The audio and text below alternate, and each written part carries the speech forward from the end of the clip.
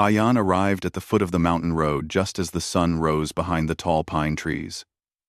The cold morning air brushed against his face, carrying the sharp smell of wet earth and dew. He stood beside his small car for a moment, breathing deeply and preparing himself for what waited above his grandfather's old cabin. He had inherited it suddenly, only a month after his grandfather passed away. Everyone in the family said the same thing. The cabin was old, isolated, and probably falling apart. Nobody had visited it for years. Ayan expected nothing more than dust, spiders, and broken furniture inside. The road leading toward the cabin was narrow and rocky. Ayan drove slowly, hoping the old car would cooperate. Birds flew above him, and sunlight flickered through the branches. He felt a strange mix of sadness and peace. His grandfather had been a quiet man who spent most of his life in the mountains. Ayan remembered visiting him as a child, but the last visit had been long ago. Now the cabin belonged to him, and he wasn't sure how he felt about that. After nearly an hour of climbing the small road, he finally saw the cabin between the trees. It was larger than he remembered, with a long wooden porch, 2 windows facing the forest, and a chimney that looked newer than expected. He parked the car, grabbed his backpack, and started toward the front steps. Everything looked still and silent, and he assumed the place had been untouched since his grandfather's passing. But then, something unusual happened. Before he even reached the door, it opened slightly, moving just enough to show that someone was inside. Ayan stopped walking, surprised. The cabin was supposed to be empty. He wondered if maybe an animal had pushed the door. But animals usually don't open doors gently. His heartbeat quickened a little. He took one slow step forward. The door opened wider, and a woman in her mid-20s stood there. She had tired eyes, messy hair tied back loosely, and a hesitant expression. She froze when she saw Ayan, as if she had expected someone else. Ayan didn't move. She didn't move. For a moment, both simply stared at each other, in silent confusion. Then he gathered himself and spoke softly. "Hello. I think there's been a mistake. This is my grandfather's cabin." The woman looked nervous, almost scared. She glanced behind her, then back at him. Her voice trembled slightly when she replied, We know. Please don't get angry. We didn't mean to cause trouble." Ayan frowned gently, trying to understand her meaning. "We? Before he could ask anything else, 4 more women appeared behind her. They stood close to each other, their expressions a mix of worry and uncertainty. All 5 looked like they had experienced difficult days, maybe even difficult months. Their clothes were simple, their hands slightly rough from work, and their eyes full of tiredness. Ayan felt even more confused now. "Who are you?" he asked slowly. The first woman stepped back to make space, as if inviting him inside while still being unsure if that was the right decision. "We have been living here for some time," she said. "We didn't expect you to come today. We thought maybe nobody would come at all." Ayan did not walk inside immediately. He stayed at the doorway, trying to process everything. "But why are you living here?" Another woman spoke this time. She had a calm but heavy tone. "Because we had nowhere else to go." Her words carried so much weight that Ayan instinctively softened his voice. "Were you friends of my grandfather?" "Not exactly," the first woman answered.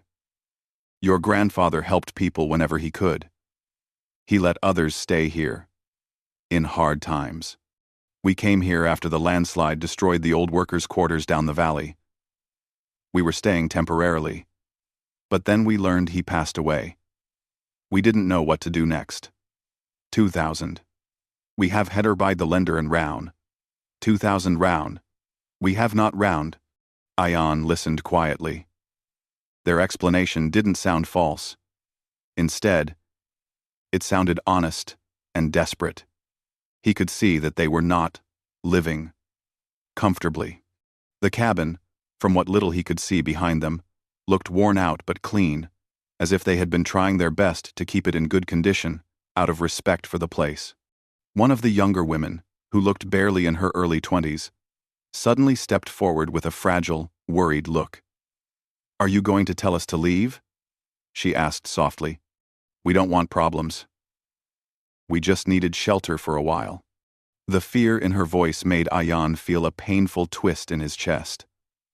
He was not a person who enjoyed throwing anyone out of any place, especially not people clearly struggling. He looked at each of them, 5 women who were strangers to him but clearly trying their best to survive.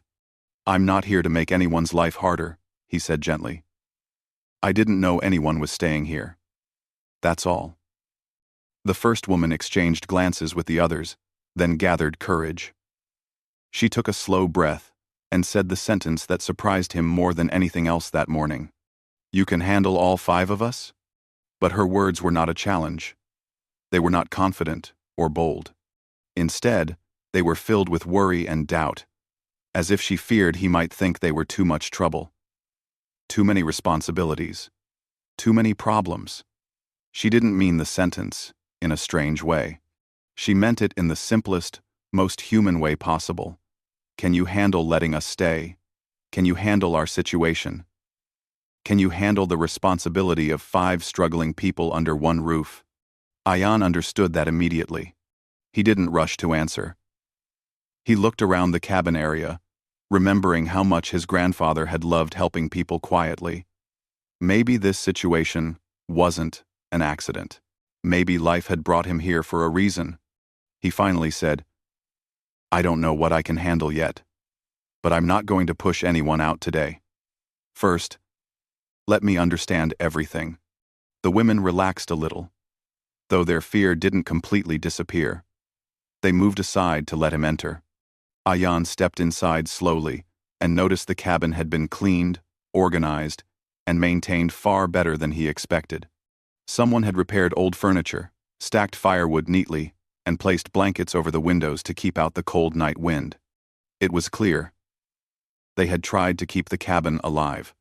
The women guided him to the small living space and began explaining their stories, how the landslide destroyed their old lodging, how they tried finding work, but the nearest town was far, how they feared the forest at night, and how his grandfather had once helped people like them without asking for anything. They didn't want to misuse the place. They simply wanted time to get back on their feet. Ayan listened to them carefully. Their honesty, their struggles, and their attempts to maintain the cabin touched him deeply. He could see that none of them wanted to be a burden. They were simply doing what anyone would do in a desperate situation, looking for safety. By the time they finished explaining, Ayan realized the cabin wasn't empty at all. It was full of stories, full of fear, full of hope, and full of people trying to survive. He sat down on the old wooden chair and looked at all 5 of them again. They waited silently, unsure of their future.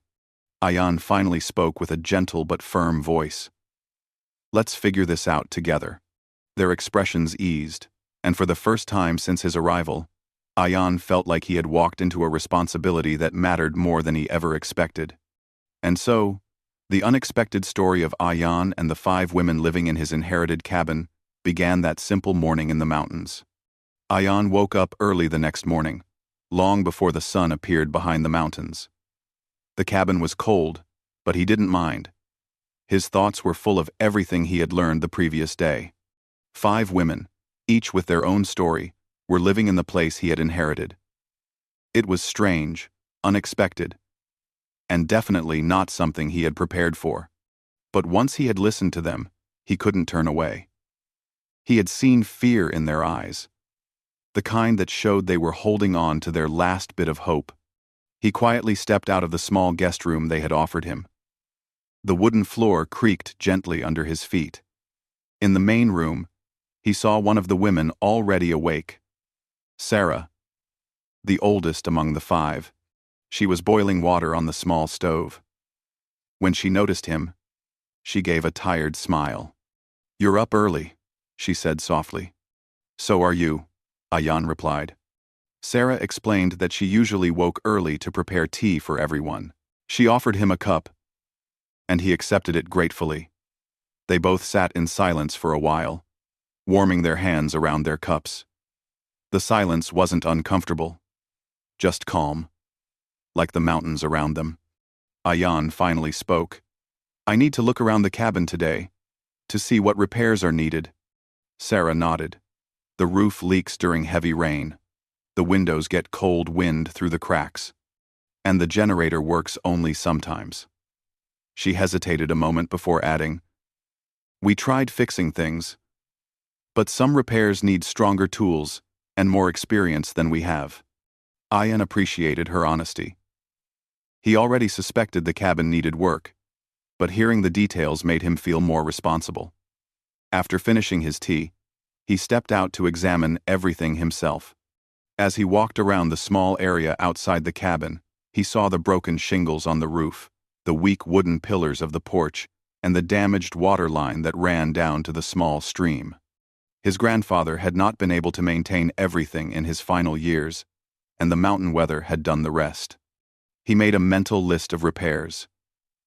Roof first. Then the water line. Then the heating system. The list was long, but not impossible. Inside, the other women began to wake up one by one. Noor, the quietest, started folding the blankets. Hina swept the floor with gentle movements. Layla organized the kitchen area. And Mina tried to keep the small fire burning in the old stove. They didn't wait for Ayan to ask for help. It seemed they already had a routine. He appreciated their discipline, but he could also see that they were used to surviving rather than living comfortably. After breakfast, Ayan gathered all of them in the main room. The soft morning light came through the windows, even though one window had a small crack in the corner. "I want to talk about the cabin," he began. Immediately, he noticed the tension in their eyes. They were scared again, worried he might ask them to leave.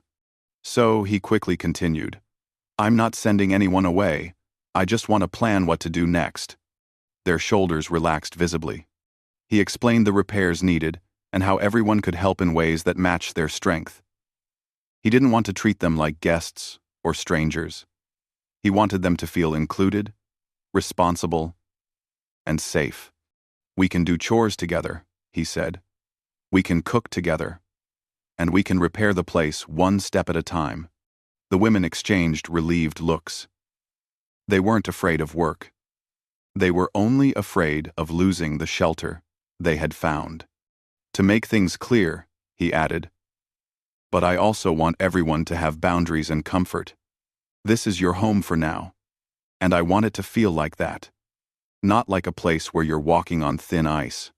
They nodded slowly, appreciating his direct and respectful tone. The first task was the roof. Ayan climbed up with the tools he found in the storage shed. The wood was weather-beaten and the nails loose. Hina and Layla were cutting old branches to use as temporary support beams. Noor was gathering small stones to secure the weak edges. Mina stayed near Ayan, handing him tools and making sure he didn't step on the fragile areas. At first, Ayan tried to do most of the work himself, but the women insisted on helping, and soon they all fell into a rhythm. They didn't talk much, only gave short instructions or checked on each other's safety. The teamwork felt natural, as if they had known one another much longer. By afternoon, the sun was bright, and their efforts showed real progress. Ayan climbed down and wiped the sweat off his forehead. The women looked tired, but proud. A sense of unity formed between them, quiet but strong. During lunch, they talked a little more openly. Mina shared how she used to help her father repair old farm sheds. Noor admitted she was scared of storms, which was why she wanted the roof fixed as soon as possible. Sarah talked about how they had struggled to keep the cabin livable during cold nights. Ayan listened carefully. He didn't speak much, but he absorbed everything they said. Every detail helped him understand them better. After eating, they worked on the water line. The pipe connecting the stream to the cabin was broken in 2 places. Ayan dug through the mud, and the women helped by clearing stones and pulling out roots. It wasn't easy, and their clothes got muddy, but nobody complained. They laughed when someone slipped or got splashed by cold water. For the first time, the cabin didn't feel heavy with worry. It felt like a place where real teamwork was growing. By evening, the repaired water line flowed again, and the cabin's tap finally gave clean water. Everyone cheered softly, and Ion saw genuine happiness in their faces. It was the first small victory they had as a group. The day had been long, and the women insisted on cooking dinner for Ion. They made simple food, bread, lentils, vegetables, but they made it with care. When they all sat together at the wooden table, it felt almost like a family dinner. Throughout the meal, Ion noticed how each woman had her own personality. Sarah was calm and mature. She understood people easily. Hina was gentle and patient. Layla had confidence but also carried invisible burdens. Noor was shy but observant, noticing everything silently. Mina was energetic and always ready to help.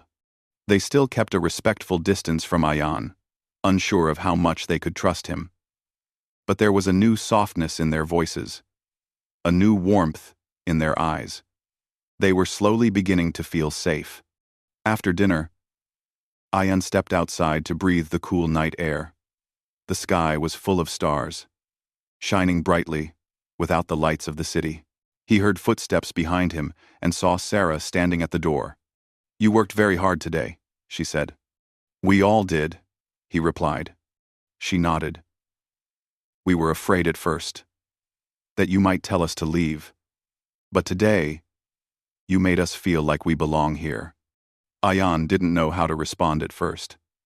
He had come to take care of an empty cabin. Instead, he found 5 people who needed compassion more than anything else. "I don't know what the future holds," he said honestly, "but right now, we're all here, and we're going to make this place better together." Sarah smiled faintly and went back inside. Ion stayed outside a little longer, listening to the quiet sounds of nature. The moon rose slowly over the mountain tops. In that peaceful moment, he realized something important. He wasn't just fixing a cabin. Persons the sampanautas, and for my tensioness and living time, he was helping rebuild 5 broken lives. And they were helping rebuild his understanding of responsibility and kindness. When he finally went to sleep, the cabin felt different, warmer, more alive. No longer a place of fear and uncertainty, but a place where new beginnings were taking shape. One repair, and one shared moment at a time. The next few days in the cabin settled into a rhythm that felt strangely natural, even though none of them had planned for such a life together. Ion woke up early each morning, usually before anyone else, and stepped outside to breathe in the cold mountain air.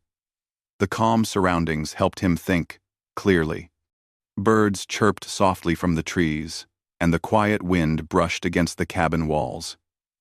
Even though the place still needed many repairs, something inside him felt at peace.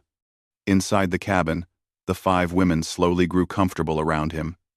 They no longer watched him with the same nervousness they had shown on the first day.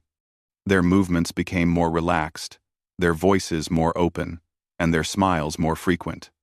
But even with the growing comfort, there was still a sense of respect and distance. Everyone was learning how to live together without crossing boundaries.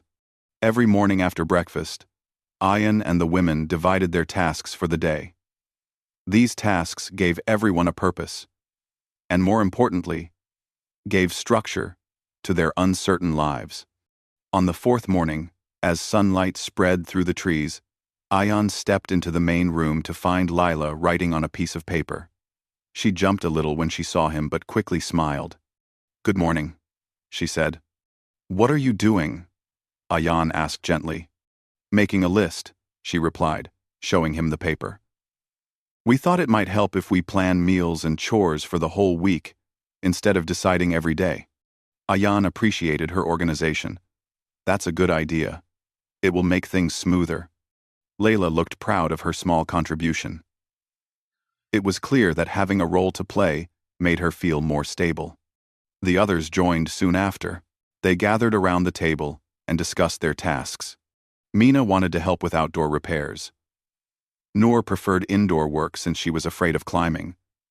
Hina enjoyed cooking and gardening, and Sarah naturally took the lead in managing the house. Ayan didn't assign roles like a leader. Instead, he listened, let everyone choose, and filled in whatever was left. That balance created trust. Once the tasks were set, they all went to work. Ayan focused on the porch this time. The wooden boards were loose, and one wrong step could break the structure. Mina stayed with him, handing tools and asking questions about how to fix things. "You make everything look easy," she said, while holding a bundle of nails. Ayan laughed lightly. "It's not easy. I just try to stay calm. That helps me think better." Mina nodded thoughtfully. "We weren't calm for a long time, before we came here." He paused his work and looked at her carefully. "Do you want to talk about it?" She shook her head softly. "Not now. Maybe one day." Ayan respected her silence. He understood that the women carried stories that were heavy, stories they weren't ready to share. He didn't push them. He simply continued working, letting her talk when she felt comfortable. Inside the cabin, the other women worked as well. Ayan could hear the sounds of cleaning, soft conversation, and laughter. It warmed him to hear those sounds, sounds of life returning, of people feeling safe enough to breathe again. Later in the afternoon, they gathered outside to collect firewood. This became one of their favorite group tasks. The mountain air was cool. The forest was quiet. And working together brought them closer without needing deep conversations. Even Noor, who rarely spoke, began smiling more during these outings. While gathering branches, Noor found a small, injured bird under a bush. She carefully picked it up and brought it to Ayan. "It can't fly," she whispered. Ayan examined the bird gently. Its wing was bent awkwardly. "It needs rest and warmth," he said. "Let's make a small box for it." They made the box from old cloth and wood pieces. The women took turns, caring for the bird, all evening. The little creature brought a soft warmth to the cabin, reminding them all of how fragile life could be, and how kindness could heal even the smallest wounds. As evening darkened the mountains, Ayan lit a lantern and went to check the generator. It had been failing often, and without it, nights became too cold. While he worked, Sarah joined him. "You're quite patient," she said.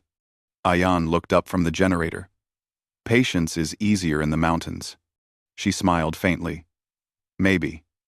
But it's also something many people lose when life becomes difficult." He sensed there was a deeper meaning behind her words. "Are you talking about the time before you all came here?" Sarah nodded slowly. She didn't share details, but her eyes told him enough life had not been kind to them. They had lost more than homes. They had lost peace, stability, and trust. "You're safe here," Ayan said quietly. "At least for now."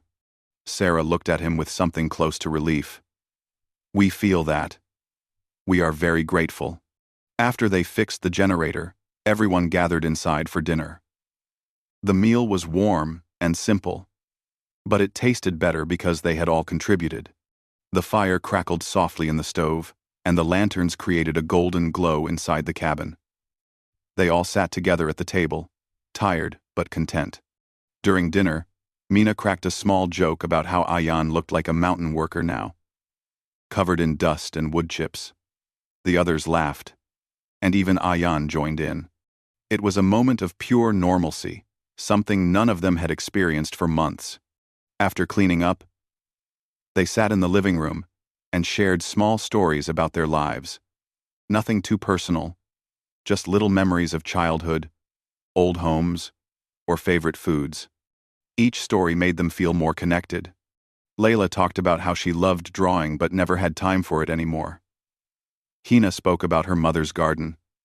Noor whispered about her love for animals. Mina shared little funny incidents from her village. Sarah talked about her old job in a small shop and how she missed it sometimes.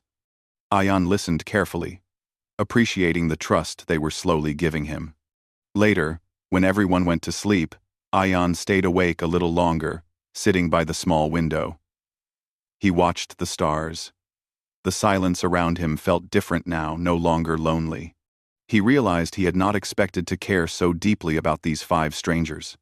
But seeing them laugh, seeing them work hard, seeing them slowly rebuild their confidence, it made him feel a sense of responsibility he had never felt before. The next morning, life continued in the same peaceful rhythm. They made breakfast, cleaned the cabin, and took care of the tasks they assigned themselves. Ayan worked on the heating system, and the women brought tools, food, and water whenever he needed. Noor checked on the bird every hour. Mina learned to use a hammer properly. Layla set up a small corner to practice drawing again. Hina started a tiny vegetable patch beside the cabin. Their teamwork made the cabin feel alive, no longer just Ayan's inheritance, but a shared home. That evening, after a long day of work, the women gathered around the porch while Ayan checked the repaired pillars. The sun was setting, painting the mountains in orange and gold. Mina leaned back against the railing and said softly, "I think we're finally breathing again." Sarah nodded. Yes. For the first time in months. Ayan didn't say anything at first. He just looked at their peaceful faces, faces that had once been filled with fear. He finally spoke, "We're doing it one day at a time, and we'll keep doing it." They smiled at him. Not the uncertain smiles from the beginning, but real ones. Soft, hopeful, trusting. The cabin that had once stood silent and lonely was now full of life, warmth, and small moments of healing. They were not just surviving anymore.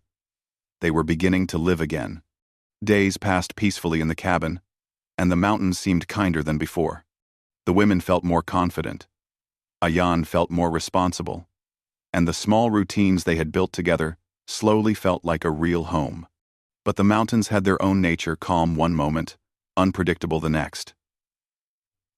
And one evening, just after the sun dipped behind the hills, the weather began to change. Dark clouds gathered quickly. The wind grew stronger, carrying the smell of rain and something heavier like danger approaching. Ayan stood outside, watching the sky carefully.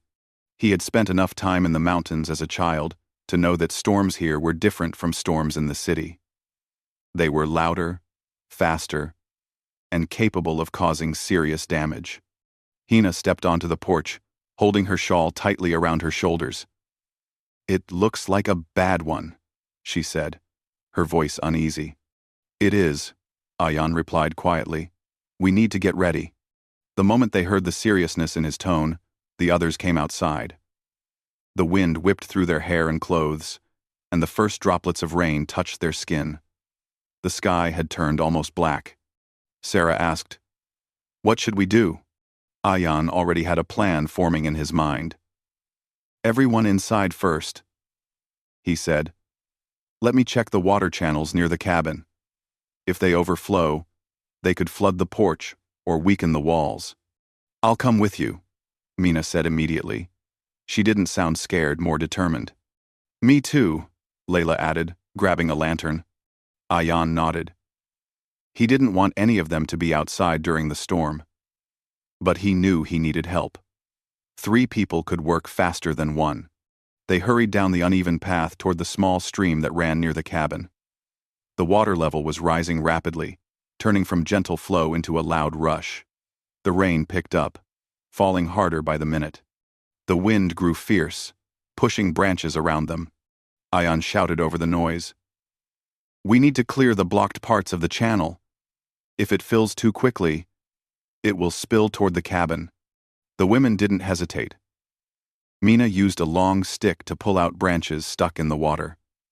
Layla held the lantern high so Ayan could see through the rain. Ayan used his hands to remove stones and mud blocking the flow, his clothes quickly soaking through. The water splashed onto them, cold and forceful. The storm intensified, making it harder to see or hear anything clearly. But they kept working, their movements quick and focused. Back at the cabin, Hina and Noor were preparing emergency items, blankets, dry food, and extra water. They kept checking the windows to make sure nothing cracked under the pressure of the wind. The little injured bird in its box fluttered nervously, and Noor covered it gently with a cloth to calm it. Sarah checked the doors and made sure the stove fire stayed alive. She whispered a small prayer under her breath, something she hadn't done in years, but the storm brought back old fears. Outside, Ayan and the two women continued their struggle. The stream roared louder now, swollen with rainwater. The lantern flickered, almost blowing out several times. The wind pulled at their clothes, and the mud made it difficult to stand firmly. Mina slipped once, but Ayan caught her arm quickly. "Careful!" he shouted. "I'm okay," she replied, though she looked shaken for a moment. Layla, soaked and shivering, asked, "Is this enough? Will it hold?" Note. It should, Ayan said, though he wasn't fully sure. But we need to reinforce the path so the water flows away from the cabin. They gathered stones and built a small barrier, working with their bare hands. The cold numbed their fingers, but they didn't stop. They knew the cabin's safety depended on their efforts. When the channel finally looked stable, Ayan signaled them to head back. The rain was too strong to stay outside any longer. They ran toward the cabin, the wind pushing them sideways. Ayan covered the women with his arms when strong gusts nearly knocked them off balance. By the time they reached the porch, the door opened quickly. Sarah stood there, relief washing over her face. "Come in, hurry!" Inside, the warmth from the stove wrapped around them instantly. Noor brought towels, and Hina placed hot tea on the table. Everyone looked worried but also grateful that Ayan and the two women had returned safely. Ayan shook off the water from his clothes and said, "The channel is clear for now, but the storm is strong. We need to stay alert. Ground. Ground. Ground." The women nodded, their faces serious. Thunder rolled across the mountains, loud enough to make the windows vibrate. The entire cabin seemed to tremble with each flash of lightning. Rain pounded the roof like stones hitting metal. Noor sat close to the floor, hugging the small bird's box, her eyes wide with fear. Hina sat beside her, holding her hand. Sarah walked to the windows repeatedly, checking for leaks. Layla sat near the stove, warming her hands, her teeth still chattering from the cold. Mina squeezed the water out of her hair and wrapped a blanket around her shoulders. Ayan stayed near the door, listening to the storm with sharp focus. He was thinking about the weak parts of the roof, the repaired porch, the patched-up walls. He hoped their work from the last few days would withstand the night. For hours, the storm raged. Every time the wind pushed hard against the cabin, everyone held their breath for a moment. But the cabin stood strong, like an old guardian refusing to fall. After a long time, maybe 3 hours, maybe more, the storm softened. The thunder grew distant. The rain thinned into a light drizzle. The wind quieted down, leaving only the sound of dripping water from the trees. Ayan finally exhaled deeply, and the women did the same. The tension in the room melted slowly. They were safe. Sarah looked at Ayan with grateful eyes. "You saved the cabin," she said softly. He shook his head. "We all did. Every single one of us." Mina smiled tiredly. "It feels like we fought a battle together," Layla added. "And we won." They all laughed quietly. Not from humor, but from exhaustion and relief. The cabin suddenly felt warmer, as if the storm had pulled everyone closer in an invisible way. Ayan sat down near the stove. His muscles ached from the hard work and cold, but his heart felt strangely full. He looked around at the 5 women, each tired, each relieved, each stronger than the day before. They had faced danger together. They had trusted him, and he had trusted them. That night, when they finally went to sleep, the cabin felt different. Yet again, the storm had shaken the mountains, but it had also revealed something stronger: unity, courage, and the quiet but powerful way people can come together when life tests them. And as the rain faded to a soft whisper outside, Ayan knew one thing with certainty. The cabin wasn't just a shelter anymore. It had become a place where people protected one another not out of duty, but out of something much deeper. The morning after the storm arrived quietly, as if the mountains were apologizing for the chaos of the night before. Soft sunlight spilled gently over the hills, and the sky stretched wide and clear. Inside the cabin, the atmosphere felt calmer than it had in days. The storm had not only tested the strength of the old wooden walls, it had tested their bond, their trust, and their courage. And somehow, through all the rushing water, thunder, and fear, they had stood strong together. Ayan woke before the others, as usual. But this morning felt different. The air inside the cabin felt warmer, almost peaceful. He walked outside to survey the damage. Fallen branches were scattered around. The small barrier they had built near the water channel was still in place, though the ground around it was messy. The porch they repaired had survived the storm, but it needed new nails and boards. The roof had held up too, though a few shingles had shifted. He took a long breath and whispered to himself, "We did well." Inside, the women began waking up, one by one.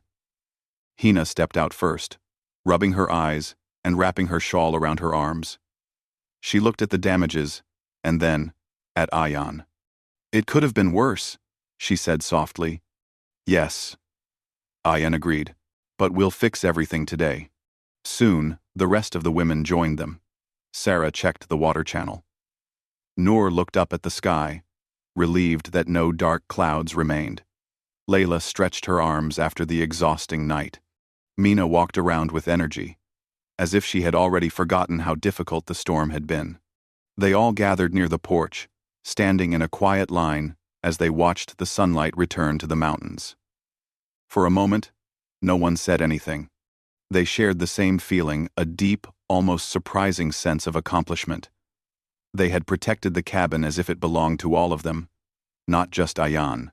After breakfast, they began cleaning up.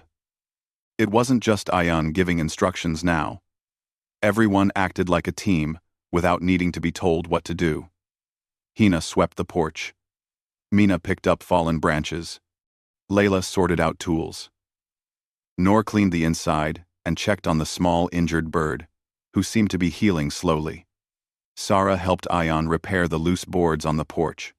While working, they talked lightly about the storm, about the mountains, about how strong the cabin turned out to be. But something in their voices was different now. There was less fear, more hope, less silence, more warmth. Around midday, as they took a break, a jeep arrived near the cabin. It was a rare sight. People hardly visited the mountains unless they had a reason. The jeep belonged to a local community officer who often checked remote homes after dangerous weather. Ayan stepped forward politely. The officer asked if everyone was safe. Ayan explained the situation with calm honesty, that the cabin was his inheritance. That 5 women had been living there after losing their shelter, and that they had all worked together to endure the storm. The officer listened carefully. Then he nodded with a warm, approving expression. "You helped them through a difficult time," he said. "That is something to be proud of." Ayan simply replied, "We did it together." The women stood behind him, feeling a mix of relief and gratitude. They had been afraid of being questioned or misunderstood. But the officer only wished them well and reminded them to visit the town if they needed supplies or medical help. After he left, the tension they didn't even know they were holding disappeared. Mina exhaled loudly, laughing. "I thought he would ask 100 questions," she said. Sarah smiled. "He was kind. Maybe things are finally turning in our favor." Ayan saw the relief in their faces.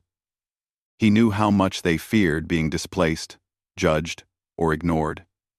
That simple conversation showed them something important. They weren't alone anymore. There were people willing to understand. Throughout the afternoon, they continued repairing the remaining damage. As they worked, Ayan noticed something beautiful. The women didn't act like temporary guests anymore.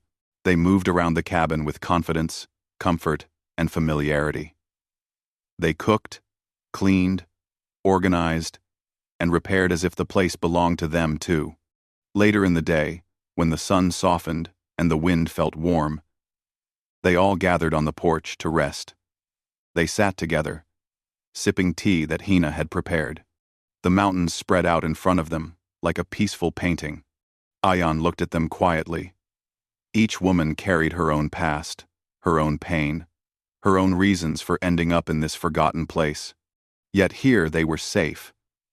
Not because someone had rescued them, but because they had worked together, supported one another, and trusted each other with their vulnerabilities.